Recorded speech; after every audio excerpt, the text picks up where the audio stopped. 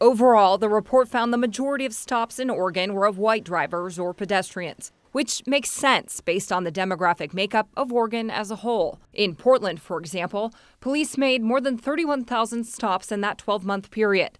Of those, more than 20,000 of the people stopped were white, more than 5,000 were black, and a little more than 3,000 were Hispanic. That being said, Portland police were more than twice as likely to search black individuals compared to similar white individuals.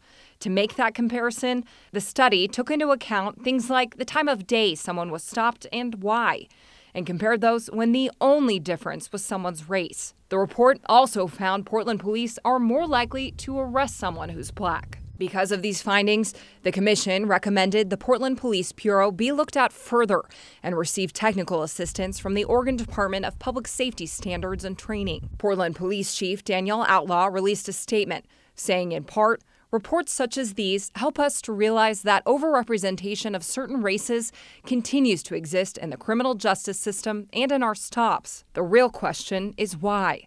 We will continue to thoroughly examine the context of the data and work with partners and community to incorporate system change, policy change, and training as appropriate.